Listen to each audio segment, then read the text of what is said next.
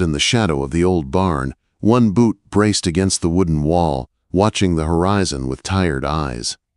At 32, he felt older than the land itself. The ranch stretched wide in front of him, but instead of freedom, all he saw were failing fences, starving cattle, and debt piling faster than he could work. His father had died trying to keep the ranch alive, and now Caleb was doing the same. The house behind him sagged like it was tired of standing. Even the corral fences seemed to droop under the weight of drought and worry. Miguel, the foreman who had been with the family 20 years, called out from across the yard, "Boss, we're down to 3 good horses." Caleb didn't flinch. "Then we work with 3. Miguel nodded, but the concern in his eyes said what neither of them dared speak aloud. The ranch was dying. The drought had stolen the last 3 years, drying the creek until it was just a scar in the earth. Caleb pulled his hat lower and headed toward the house. Work kept his mind from the things he didn't want to remember. But halfway across the yard, he stopped. A low rumble drifted through the valley. He turned toward the northern road. A stagecoach, dust-covered, unexpected, was making its way down the slope. The stage never came this way anymore, not since the railroad stole the traffic east. Caleb watched with wary curiosity as the coach approached the crossroads where Merrick land met Heartland. Ben Tucker, the old driver who had known Caleb since he was little, tipped his hat and slowed the team. "Afternoon, Caleb," Ben said, climbing down stiffly. "Didn't know you were running this route," Caleb replied, his tone flat. "Special trip." Ben's voice held a note of mischief that made Caleb's stomach tighten. "Got a passenger who asked for this stop." Before Caleb could question him, the coach door swung open. A gloved hand appeared first, then a boot. Then a woman stepped into the Montana sunlight, and the whole world seemed to freeze in place. She was older than the 17-year-old girl who left 8 years ago, but he knew her instantly. Evelyn Hart. Honey-colored hair tucked beneath a traveling hat, a fitted jacket dusted from the road, and summer blue eyes that hit him like a memory he'd tried to bury. "Caleb," she breathed, and the sound of his name on her lips after 8 silent years made something inside him crack wide open. Caleb swallowed hard. Evelyn. Every childhood memory he'd tried to forget returned in a rush. The races across meadows, hiding in the barn during storms, whispering dreams under the cottonwoods. She had been his closest friend, and the girl he'd loved without ever admitting it. She smiled then, soft and warm. "I'm home." Home. He didn't know what to do with that word. Ben busied himself with her luggage, 2 heavy trunks and a smaller case. Caleb stood rooted, fighting the storm inside him. 8 years of silence. 8 years of waiting for letters that never came. 8 years of thinking she'd forgotten him. "Your uncle's expecting you," Caleb finally managed, forcing his voice into something steady. "Yes. The Hart Ranch needs help." Her expression dimmed when she said it. She knew. Anyone with eyes could see Thomas Hart's ranch was barely holding on. Caleb helped load her trunks onto his wagon. She wasn't visiting. She'd brought her whole life with her. She was back for good. They started down the valley road together. She sat beside him on the wagon seat, too close and too far all at once. The leather reins trembled in his hands, though he prayed she didn't notice. "It's changed," Evelyn murmured, looking out over the dry land. "The valley feels smaller." "Or you got bigger," he said quietly. She smiled, but her eyes held sadness. "The drought, it's worse than Uncle Thomas wrote. 3 years running." "I'm sorry," she whispered. He shrugged. Nothing to be sorry about. But when she spoke again, her voice wavered. "Caleb, I wanted to come back when your father passed. I should have. I'm sorry I didn't." He stiffened. The old grief punched him in the chest. "You had your life in Boston." "Did I?" she asked softly, almost to herself. Before he could ask what she meant, the Hart Ranch appeared ahead, tired, worn, and one strong wind away from collapsing. Thomas Hart came outside, moving slow but smiling wide when he saw his niece. Evelyn ran to him, throwing her arms around him with the same warmth that once filled Caleb's whole world. Caleb carried her trunks up to the porch, avoiding the weak boards. When he turned, Thomas was watching him with knowing eyes. "You've grown into your father's son," Thomas said. "He'd be proud." Caleb forced a nod. Praise felt like a lie when everything was falling apart. When they finished unloading, Caleb made his excuse to leave.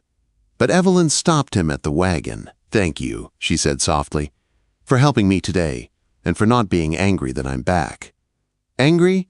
If only it were that simple." He looked away. "Your uncle needs help, that's all." "Is that really why you're still here?" she asked gently. He froze. "You always could see right through me," he muttered.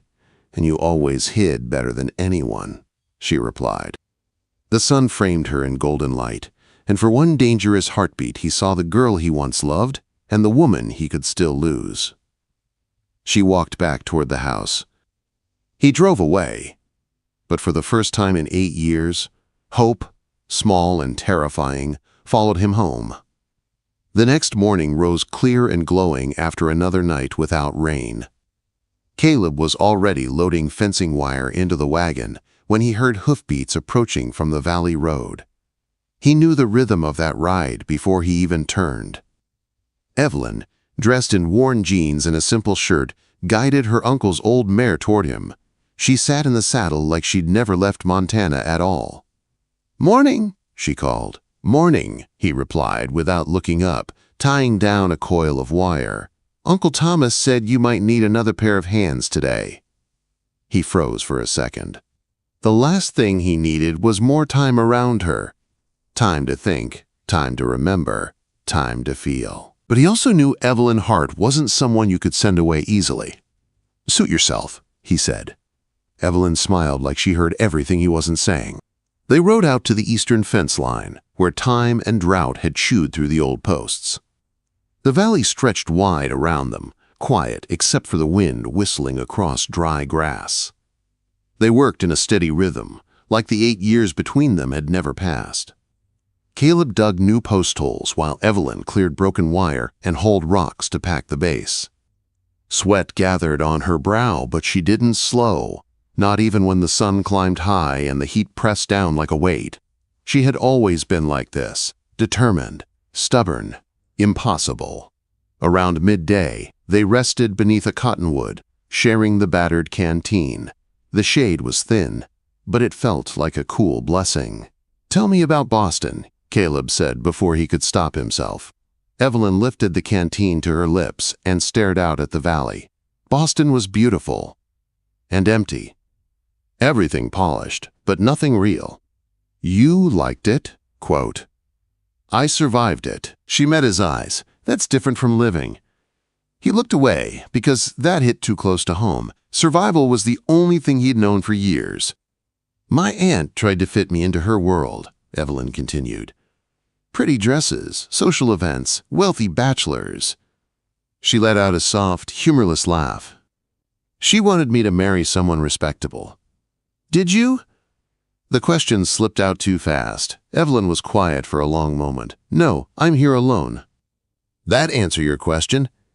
Something dangerous stirred in his chest. Relief, hope. He crushed it down. They went back to work.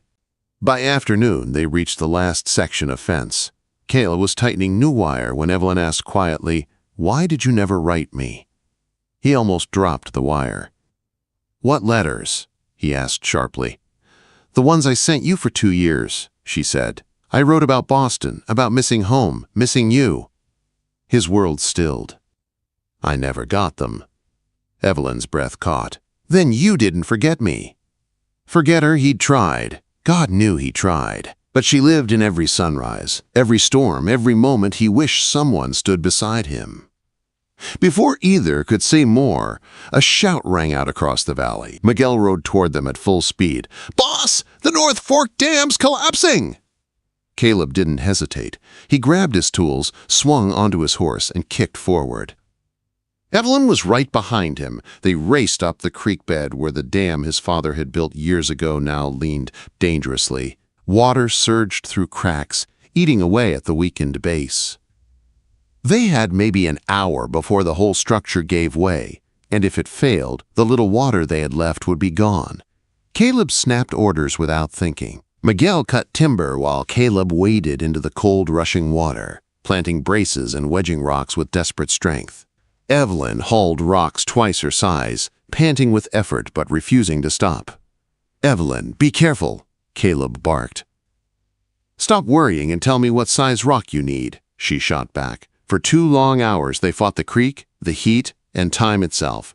Finally, the last brace settled into place. The dam held, shaking, groaning, but alive. Caleb planted his hands on his knees, chest heaving. "It'll hold," he said. When he looked up, Evelyn was watching him with something raw in her eyes. Admiration, respect, something deeper he wasn't ready to name. "Thank you," he said. "We couldn't have done this without you." "Partners," she replied softly. "That's what neighbors are." He felt it then. A shift in the air, like something old between them was waking up again. On the ride back, she kept pace beside him, her eyes lingering whenever she thought he wasn't looking. The problem was, he always felt her gaze. The next morning began with new trouble. 20 head of Caleb's cattle had broken through an old fence and wandered toward the Hart property. Evelyn didn't wait for instructions. She circled wide and began herding them back. "Careful," Caleb shouted. "The creek bank's unstable." But Evelyn pushed Bess a little too near the edge. The lead steer bolted, the herd stampeded, and in one terrible moment, the ground gave way beneath horse and rider. Caleb's heart stopped. He was off his horse before thinking, sliding down the loose soil. Evelyn had rolled clear, but Bess was trapped, panicking as the bank crumbled around her. "Easy, girl," Evelyn whispered, her voice shaking but steady. Blood trickled down her temple. "You're hurt," Caleb said, grabbing her arm. "I'm fine." "You're not," his voice cracked. "Let me help." Together they worked, Caleb digging a path, Evelyn soothing the terrified mare, Miguel arriving with rope. After an hour of sweat and fear, Bess scrambled free onto solid ground.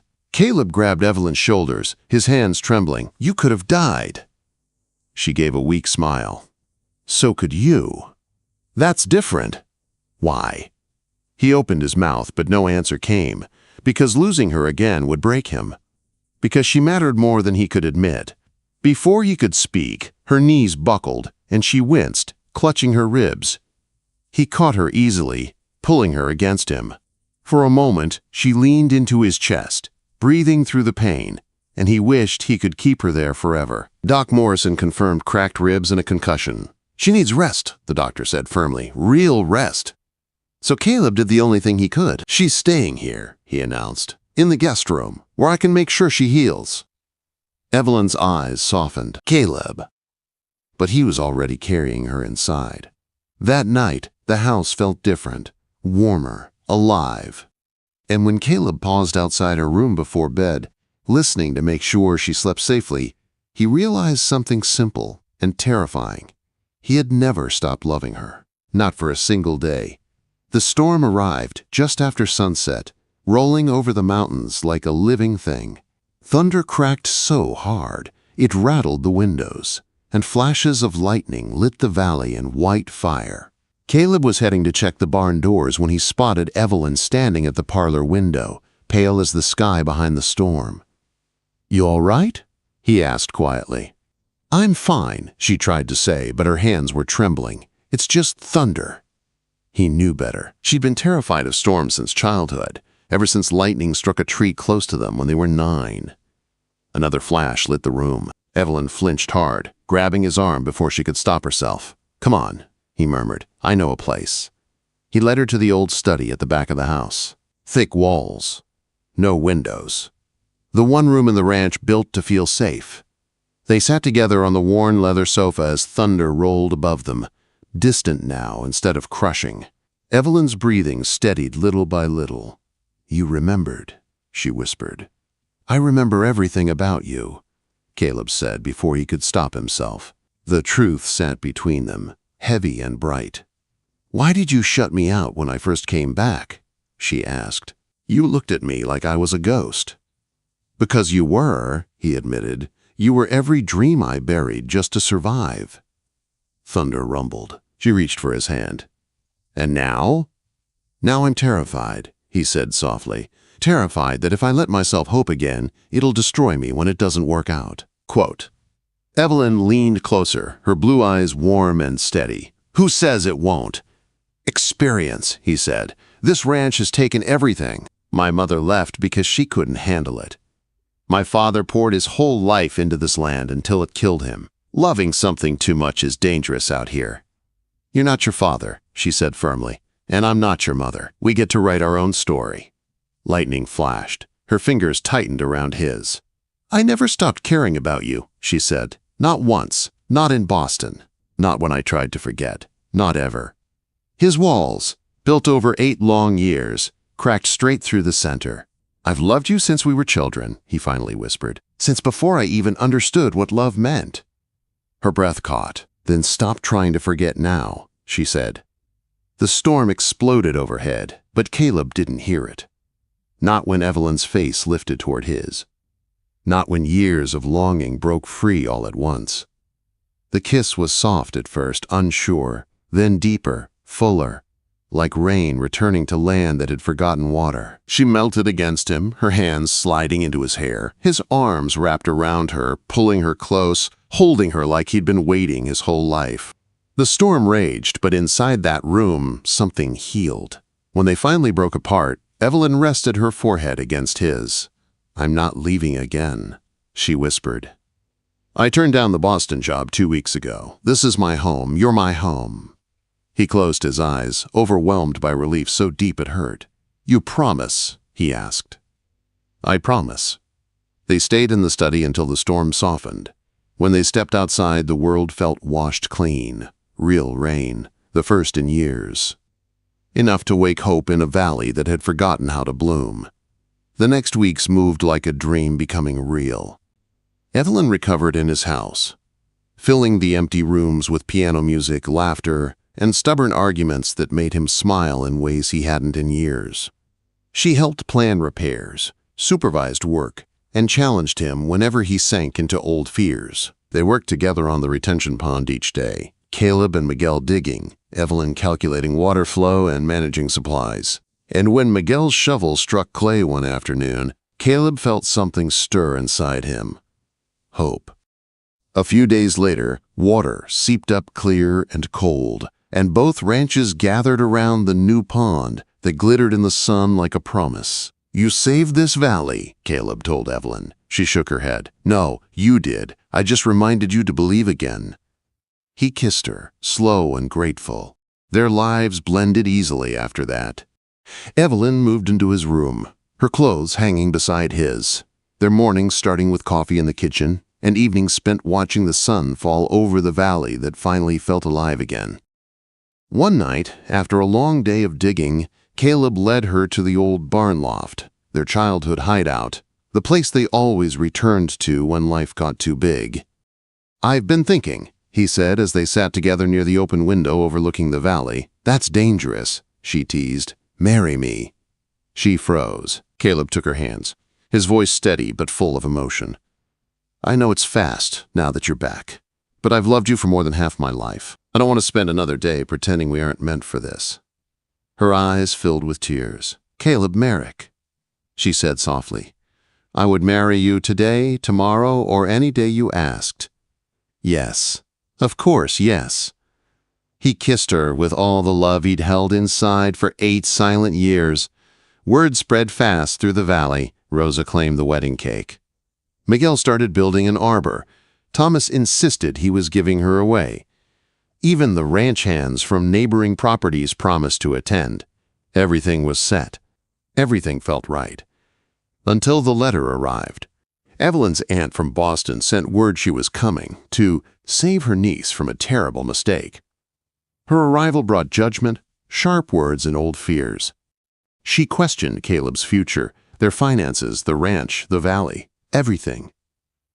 But Evelyn stood firm, her voice steady as stone. "I choose him. I choose this life. I choose Montana." Quote. And that night, after her aunt left for bed, Caleb caught Evelyn's hand and held it tightly. "You're sure?" he asked quietly. "Even after everything she said?" Quote. Evelyn leaned in, her forehead against his. "Caleb," she whispered, I didn't come back for land or duty or guilt. I came back because every day in Boston felt wrong without you. Because I've loved you since we were kids racing horses across this valley. Because life with you, even the hard parts, is better than any life without you." Caleb pulled her into his arms, holding her close as the last of his doubts melted away. For the first time in 8 years, the future didn't look like survival. It looked like a home built by two people who had finally found their way back to each other. It looked like love. It looked like forever.